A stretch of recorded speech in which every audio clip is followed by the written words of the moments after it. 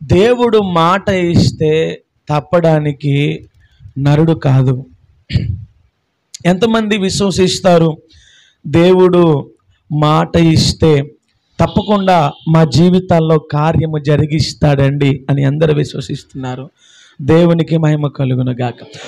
ఆయన అంటున్నాడు, నేను మాట ఇస్తున్నాను, ఆ మాటను కూడా తప్పక నెరవేరుస్తాను. ఉదయకాలమందు మీరు వాక్యం విన్నారు.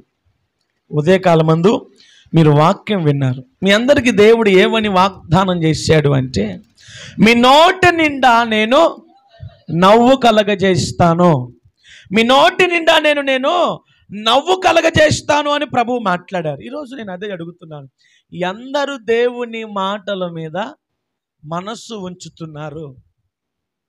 దుఃఖములో ఉండి మందిరానికి వచ్చారు, బాధలో ఉండి మందిరానికి వచ్చారు, వేదనలో ఉండి మందిరానికి వచ్చారు, భయంకరమైనటువంటి పరిస్థితుల మధ్య నలిగిపోతూ ఏం చేయాలో అర్థం కాక దేవుని పాదాల చెంతకు చేరారు. ఇప్పుడు ప్రభువు మీతో మాట్లాడుతున్న మాట ఏమిటంటే, నేను మీకు మాట ఇస్తున్నాను. ఏమని మాట ఇస్తున్నాడు? మీరు బ్రతుకున్నట్లు మీలోనికి జీవాత్మను అనగా నా ఆత్మను పంపెదను. ఈరోజు నీవు ఎలా ఉన్నావో, నీ జీవితంలో, నీ పరిస్థితులలో, నీ నడక, నీ పరిస్థితులన్నీ ఎట్లున్నాయో అవి నీకు మాత్రమే తెలుసు. మృత శల్యమైపోయిన భక్తి జీవితంలో నువ్వు ఉన్నావేమో, అదిగో ఆ లోయలో ఉన్నటువంటి ఆ ఎముకల గుంపులో నువ్వు ఒక్కడిగా ఉన్నావేమో, నీలో జీవము లేదేమో, దేవుని ఆత్మ లేదేమో, నీలో నీ పరిస్థితులన్నీ కూడా అనగారిపోయి ఉన్నాయేమో. నా దేవుడు అంటున్నాడు, నీలోనికి నేను వస్తాను అంటున్నాడు. నీలోనికి నేను వస్తాను అంటున్నాడు ఆయన. ఆయన అంటాడు, అక్కడ రాయబడిన మాట ఏమిటంటే, మా ఎముకలన్నీ ఎండిపోయాయి, మా ఆశలన్నీ అనగారిపోయాయి. ఈరోజు ఇలాంటి అనుభవాల గుండా మీరు వెళ్తున్నారు. మీ ఆశలన్నీ అనగారిపోయాయి, మీ ఆలోచనలన్నీ కూడా, ఏమండి దేవుని బిడ్డలారా, మీ ఆలోచన విధానం అంతా కూడా పాడైపోయి, మీ కుటుంబం అంతా చెదిరిపోయి, దేవుడు చెబుతున్న మాట ఏమిటంటే, అక్కడ ప్రజలు అనుకుంటున్నారంట, అక్కడ ఆ ఎముకలు అనుకుంటున్నాయంట, మా ఎముకలు ఎండిపోయాయి, మా ఆశలు అనగారిపోయాయి, మేము సమాధులలోకి వెళ్ళిపోయాం, ఇక మాకు మా బ్రతుకులకు ఆధారమేది? ఈరోజు మీ పరిస్థితులను గురించి కూడా ప్రభు, మీ కుటుంబ పరిస్థితుల గురించి కూడా ప్రభు ఆలోచించి మరొకసారి తెలియజేస్తున్న మాట, నేనే మీలోనికి వచ్చి మిమ్మల్ని జీవింపజేస్తాను, నేనే మీలోనికి వచ్చి మిమ్మల్ని జీవింపజేస్తాను, ఎండిపోయిన మీ స్థితిగతులన్నిటినీ మరలా చిగురించేటట్లుగా చేస్తాను, ఎండిపోయిన మీ బ్రతుకులను మరలా నిత్య నూతనమైనటువంటి నా ప్రేమ అనురాగాల చేత నింపుతాను, ఎడారిగా ఉన్నటువంటి మీ బ్రతుకులను పచ్చగా మలుస్తాను. దేవుని బిడ్డలారా, ఈ మాటలు అందరూ నమ్ముతున్నారు. ఆశలు అనగారిపోవడం, ఆలోచనలన్నీ పటాపంచలైపోయి, భక్తిలో జారిపోవడం, భక్తిలో వెనక్కి తిరిగిపోవడం. దేవుని బిడ్డలారా, బైబిల్ చెబుతుంది, చాలామంది అంట విశ్వాసములో నుంచి తప్పిపోతూ ఉన్నారంట. చాలామంది ఏం చేస్తున్నారు? స్తోత్రం చెప్పండి ఒక్కసారి, హల్లెలూయా. విశ్వాసములో నుంచి తప్పిపోతూ ఉన్నారు. ఈరోజు సంఘములో నేను అడుగుతున్నాను, దేవుని బిడ్డలారా, నీ ఎదుట ఈ సంఘములో దేవుడు ఎన్ని మహత్కార్యాలను జరిగించాడు. ఏమండి దేవుని బిడ్డలారా, ఎన్నిక లేని ప్రాంతము మనది, యోగ్యత లేని బ్రతుకులు మనవి, అర్హత లేని జీవితాలు మనవి. ఏమండి, ఈ ప్రాంతములో మందిర నిర్మాణానికి దేవుడు దారి చూపించి, ఈ ప్రాంతములో పరిచర్యకు దేవుడు చేయూతనిచ్చి, ఈ ప్రాంతములో ఎన్ని అద్భుతాలను ప్రభువు జరిగించాడు, ఎంతమంది జీవితాల్లో కార్యాలను ఆయన జరిగించాడు, ఎందరిని ఆయన చెయ్యి పట్టి నడిపించాడు, మరణ పడకల మీద నుంచి లేవనెత్తాడు. ఆయన గొప్పతనం, ఆయన కార్యాలు, మన ఎదుట చేసిన సూచక క్రియలు, ఏమండి అద్భుతాలు, ఒకటి కాదు, రెండు కాదు. ఈ మందిరమందు ప్రభువు తన ఆత్మ నుంచి నడిపిస్తున్న విధానము, ఏమండి నేను అంటున్నాను, నేనైతే ఎక్కడా కూడా మనలాంటి ఎన్నికలేని వారిని నిలబెట్టుకుని ఆయన అద్భుతాలు చేయిస్తున్నాడు అంటే, ఏమండి, ఇలాంటి అద్భుతమైనటువంటి నడిపింపు మనకు దేవుడిచ్చిన భాగ్యము. నిజమే, ఎన్నికలేని నన్ను, ఎన్నికలేని మిమ్మును, మనందరినీ ఒక చోట కుటుంబంగా నిలబెట్టి దేవుడు నీ కళ్ళ ఎదుటే ఎన్ని అద్భుతాలు చేశాడు. అయినా మనమంటే ఎలా ఉన్నామో తెలుసా? దేవుని క్రియలను గుర్తించలేని వారముగా. ప్రసంగి గ్రంథము 11వ అధ్యాయము 5వ వచనాన్ని మీరు చదవండి. ప్రసంగి గ్రంథము 11వ అధ్యాయము 5వ వచనాన్ని మీరు చదవండి. పేజీ నెంబర్ ఒక్కసారి 562వ పేజీ, ప్రసంగి 11:5. చూలాలి గర్భమందు తెలియదు, ఎరుగవు, అలాగునే సమస్తము జరిగించు దేవుని క్రియలను. చూడండి, దేవుడు ఏమని మాట్లాడుతున్నాడంటే, సమస్తమును జరిగించు దేవుని క్రియలను మనము ఎరుగలేకున్నామంట. దేవునికి మహిమ కలుగునుగాక. ఒకసారి మీరందరూ కూడా మీ హృదయాల మీద మీ చేతులు ఉంచుకొని, నిజంగా నేను అడుగుతున్నాను ఈరోజు ఈ రాత్రి, దేవుని కార్యాలను గుర్తించగలుగుతున్నామా లేదా? ఈరోజు నా ధ్యానాంశం ఏమిటంటే, దేవుని కార్యములను మనము గుర్తించగలుగుతున్నామా లేదా? క్వశ్చన్ మార్క్ పెట్టుకోండి, ఈ పాయింట్ రాసుకొని. దేవుని కార్యాలను, దేవుని క్రియలను మనము గుర్తించగలుగుతున్నామా లేదా? నిజమే, ఈరోజు యెహెజ్కేలు గ్రంథములో మనము చదువుకున్నట్లుగా ఎండిపోయిన ఎముకలను నిలబెట్టుకొని జీవాత్మ చేత ఎలాగైతే ఆనాడు దేవుడు నింపగలిగినాడో, ఎన్నికలేని ఈ ప్రాంతంలో ఏరికోరి మనలను నిలబెట్టుకొని అద్భుతాలను చేస్తున్నాడు, ఆశ్చర్య కార్యాలను జరిగిస్తున్నాడు. లెక్కలేనన్ని మహిమ కార్యాలు మన ముందు ఆయన చేసి చూపిస్తున్నాడు. అయితే మనమంట దేవుని క్రియలను గుర్తించలేకపోతూ ఉన్నామంట. ఎందరూ ఇలా భక్తిహీనతలోకి వెళ్ళిపోతున్నారు? ఒక్కసారి మీకు మీరు ప్రశ్న వేసుకోండి. దేవుని కార్యాలను గుర్తించలేని వారంగా మనము ఉండకూడదు. దేవుని కార్యాలను మనము గుర్తించే వారంగా. ఎన్ని అద్భుతాలు మీ ఎదుట. ఒక సందర్భంలో ఒక ప్రాంతపు ప్రజలు అడుగుతారు, మీరు ఏదైనా ఒక సూచక క్రియ చేస్తే ప్రజలు చూడాలనుకుంటున్నారు అంటే దేవుడు కోప్పడుతాడు. ఎందుకో తెలుసా? ఎన్ని చేయమంటారా మీ ఎదుట నేను అద్భుతాలు అని? ఎన్ని ఆశ్చర్య కార్యాలు జరిగించమంటారు? ఇంకెన్ని విధాలుగా మిమ్మల్ని బుజ్జగించమంటారు, సముదాయించమంటారు అని దేవుడు కోప్పడ్డాడంట. మీకు అర్థమవుతుందా? ఈరోజు మరొకొకసారి మనం ఏమడుగుతున్నామో తెలుసా? దేవా, నా జీవితంలో అద్భుతం చేయ్యా. నేను ప్రతి క్షణము నీ ఎదుట నేను అద్భుతాలు చేస్తూనే ఉన్నాను, కానీ నీకు విశ్వాసం రావట్లా, నీకు నమ్మకం కలగట్లా, నువ్వు నిలబడట్లా, నువ్వు నాలో వాడబడట్లా అని ప్రభువు మాట్లాడుతున్నాడు.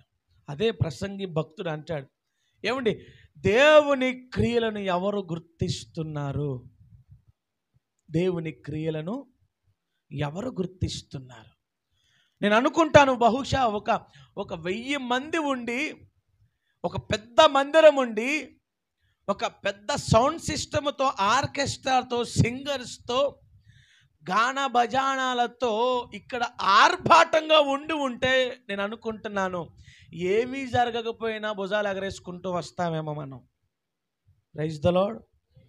నిజమే, నేను అంటున్నాను, అంగులు ఆర్భాటాలతో, పేర్లు పెట్టి పిలుచుటతో, మీ నెత్తుల మీద నూనె పోయటముతో ఇలాంటివి జరిగిస్తే నేను అంటాను అలాంటి వాటికి మనం భుజాలు ఎగరేస్తామేమో కానీ నీ కళ్ళ ఎదుట సత్యము కనబడుతున్నా, నీ కళ్ళ ఎదుట అద్భుతము కనబడుతున్నా, నీ కళ్ళ ఎదుట దేవుని కృప వివరించబడుతూ ఉన్నా నువ్వు గుర్తించలేకపోతున్నావు అంటే నేను అంటాను, ఈ తరము మూర్ఖపు వారిలో నువ్వు కూడా, దేవుడు అంటాడు ఈ తరము మూర్ఖపు, ఒకసారి ఆ రెఫరెన్స్ మార్కు 9:19 అనుకుంటా, మేబీ మార్కు 9:19 ఒక్కసారి తీయండి. విశ్వాసము లేని ఈ తరము మూర్ఖపు జనములు అని రాయబడి ఉంటుంది. విశ్వాసము లేని ఈ తరము వారులారా, ఎంతకాలం మీతో ఉంటాను? దేవునికి మహిమ కలుగును గాక. లూకా 9:41, లూకా 9:41, లూకా 9:41.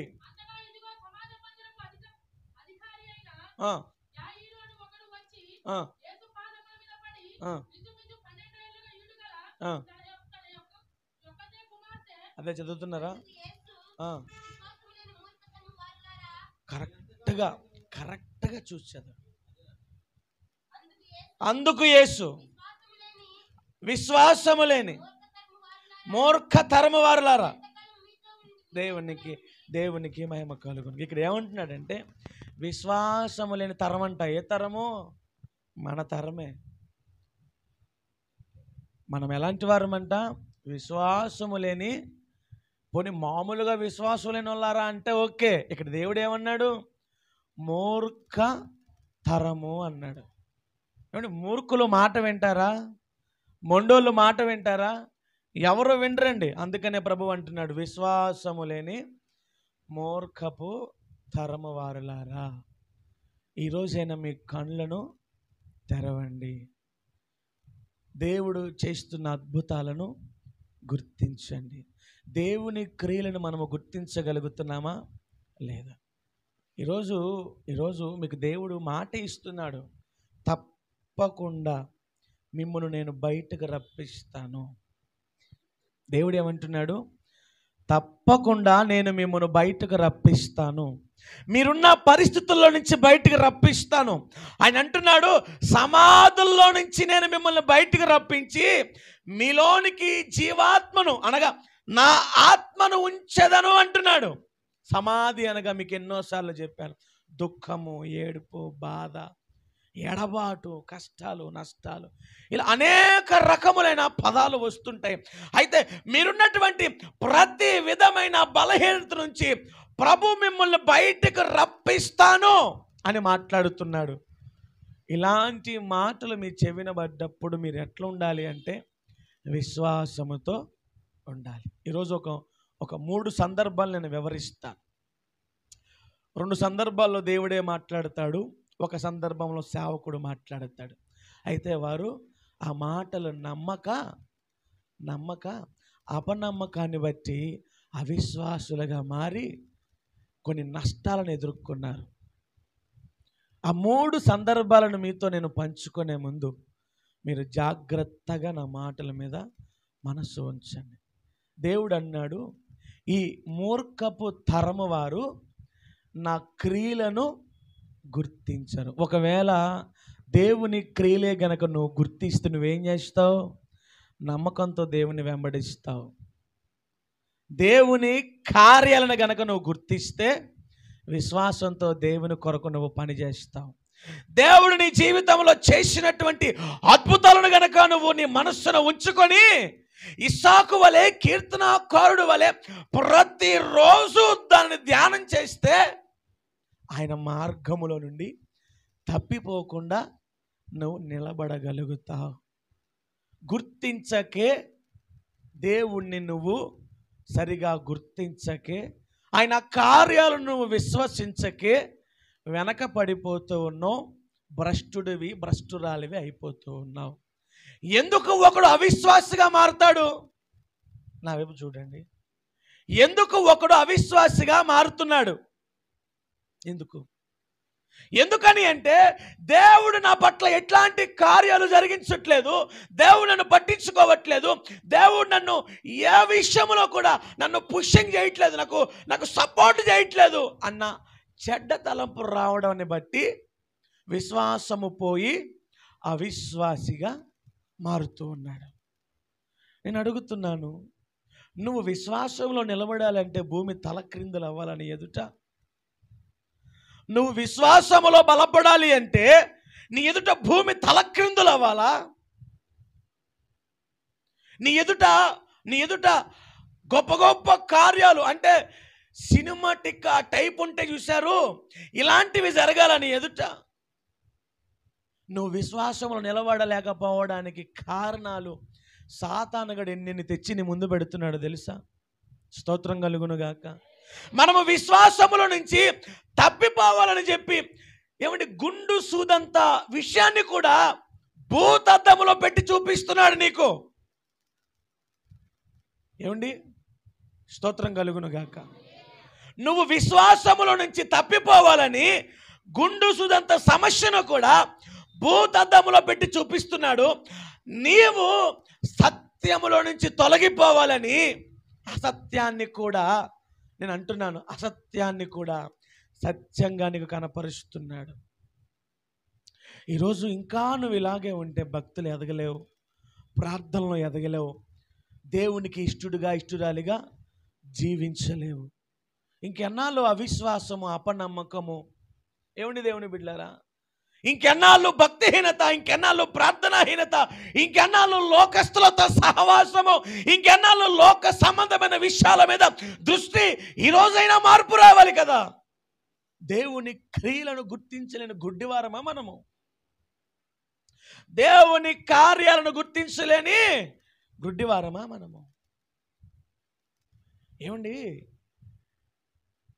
₹1 తక్కువైతే శ్రమలు వచ్చేసాయి అంటున్నాం మనం.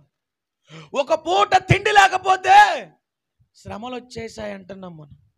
నీకు కంఫర్ట్గా అనిపించకపోతే దేవుడు నన్ను పట్టించుకోవట్లేదు అంటున్నాం మనం. అది తప్పండి, అది తప్పు. ఏమంతా కంఫర్ట్గా ఉన్నారని భక్తులు ఆది అపోస్తులలో దేవుని కోసం బ్రతికారు. ఏమంతా సుఖాలు అనుభవించారని కుటుంబాలను, భార్యలను, బిడ్డలను విడిచి ఈ సంఘాన్ని నిర్మించుట కొరకు ఆది అపోస్తులు బయలుదేరి మన వరకు ఈ సువార్తను తీసుకొచ్చారు. సుఖాల కోసమా బ్రతికేది క్రైస్తవుడు? ఆశీర్వాదాల కోసమా బ్రతికేది క్రైస్తవుడు? దీవెనల కోసమా బ్రతికేది క్రైస్తవుడు? కాదండి. నిత్య జీవం ఇచ్చు దేవుని కోసం మనం బ్రతకాలి. నిత్య జీవం ఇచ్చు దేవుని కోసము మనం బ్రతకాలి. ఈరోజు అవిశ్వాసంగా మారిపోవడానికి పెద్ద కారణాలు ఏం అవసరంలే. చిన్న విషయాన్ని కూడా భూతద్దంలో పెట్టి చూపిస్తున్నాడు సాతానుగాడు. ఇంకా మీరు సాతాను క్రియలను గుర్తించకపోతే మోసపోతారు. వాడెవరో మోసగాడు, మిమ్మల్ని మోసపరుస్తున్నాడు, వాడు మిమ్మల్ని మోసగిస్తున్నాడు. వాడు ఆ మోసాలలో చిక్కుకొని మీరు కొట్టుకొని పోవద్దు. గాలికి చెదరగొట్టే పొట్టు వలె ఉండొద్దు. ధైర్యముగా, బలముగా, గట్టిగా దేవుని కొరకు. ఏమంటే విశ్వాసంలో నిలబడాలంటే మీ కొరకు ఏం చేయాలని అడుగుతున్నా. మీరు అడగగానే అన్నీ ఇచ్చేయాలా? ఒక పాస్టర్ గారు అన్నాడు, ఈరోజు సమాజంలో చాలామంది క్రైస్తవులు అద్భుతాల కొరకు పరిగెడుతున్నారు కదా, స్వస్థతల కోసం పరిగెడుతున్నారు కదా, పేర్లు పెట్టి పిలిపించుకొని కింద పడిపోతూ తోయించుకొని నూనెలు రాపించుకొని సంబరపడుతున్నారు కదా. వాళ్ళని ఒక్కసారి గమనించండి. ఎవ్వడు భక్తిలో ఉండడంట. అద్భుతాల కోసం పరిగెత్తేవాడు అద్భుతాలు పొందుకున్న తర్వాత వాడు ఎక్కడుంటాడు? సినిమా హాల్ దగ్గర ఉంటాడు, మద్యము దుకాణాల దగ్గర ఉంటాడు, కొట్లాట్ల దగ్గర ఉంటాడు, పనికి రాని విషయాలలో వాడు పాలు పంచుకుంటూ ఉంటాడు. వాడికి అవసరమైనప్పుడు అద్భుతాలు చేసే చోటకు పోతాడు. అక్కడ పాస్టర్ గారితో పేరు పెట్టి పిలిపించుకొని నుదుట నూనె రాయించుకొని రోడ్ల మీద, బజార్ల మీద తిరుగుతూ ఉంటాడు. వాడి బ్రతుకు అదే. అద్భుతాల కొరకు ఆశపడండి, ఎదురు చూడండి, వాటి కొరకు పరుగులు తీయకండి. నిలబడి నిలువు మోకాళ్ళ మీద దేవుని వైపు కనులెత్తి చూడండి. తప్పకుండా ఒకనాటికి మీ జీవితాల్లో ఆయన చేస్తాడు. ఏమండి, భక్తులు ప్రార్థిస్తే సూర్యుడు ఒక పక్క, చంద్రుడు ఒక పక్క ఆగిపోయేటట్లుగా చేశాడు నా దేవుడు. భక్తులు ప్రార్థిస్తే సూర్యుడు ఒక పక్క, చంద్రుడు ఒక పక్క ఆగిపోయేటట్లు చేశాడు నా దేవుడు. నీవు ప్రార్థిస్తే కూడా అదే అద్భుతాన్ని చూస్తావు. నువ్వు ప్రార్థిస్తే కూడా అదే అద్భుతాన్ని చూస్తావు. కానీ విశ్వాసంతో ప్రార్థించలేకపోతా ఉన్నావు, విశ్వాసంలో నిలబడలేకపోతూ ఉన్నావు, నమ్మకంతో దేవుని వెంబడించలేకపోతా ఉన్నావు, అపవాదికి చోటిచ్చేస్తూ ఉన్నావు. అది మనకు మంచిది కాదు. ఈ తరము మూర్ఖమైనటువంటి ప్రజలకు మనము వేరే జీవించాలి. దేవుడు ఈ భూమి మీద నిన్ను ఉంచాడంటే ఆ ఒక్క విషయాన్ని బట్టి చాలు నువ్వు విశ్వాసంతో బ్రతకడానికి. మీకు తెలుసు కదా, ఫోన్ నిండా నేను ప్రేయర్ రిక్వెస్ట్లే పెడతాను. ఎంతమంది దగ్గరికి పోతున్నావు అన్నయ్య అంటే, నేను ప్రసంగాలు చేయడానికి ఏం పోవట్లా, ప్రార్థన చేయడానికి పోతున్నా. ఎందరు విశ్వాసులు, సేవకులు మరణ పడకల మీద పడి ఏమండి ప్రాణాలు అరచేతుల్లో పెట్టుకొని బతుకుతున్నారు తెలుసా? మరి నీకు నాకు ఈ భాగ్యం దక్కింది కదా. నేను చెప్పాను మొన్న, పులిపాక పాస్టర్ గారు డాక్టర్లు ఏమి చేయలేకపోతున్నాం అన్నారు. కానీ అంతకు మించిన భాగ్యం మనకు దొరికింది కదా. వారే కాదు, ఎన్ని ప్రాంతాలు తిరిగినాం, ఎంతమంది కొరకు ప్రార్థనలు చేసినాం. ఏ పరిస్థితిని గమనించినా మరణ పడకల మీద పడి ఉన్న వ్యక్తులను చూస్తూ ఉంటే భయం కలుగుతుంది. ఇంతవరకు నేను ఇట్లున్నానంటే దేవా అది నీ కృప. ఎందుకంటే లక్షలు ఖర్చు పెట్టే స్తోమత మనకుందా?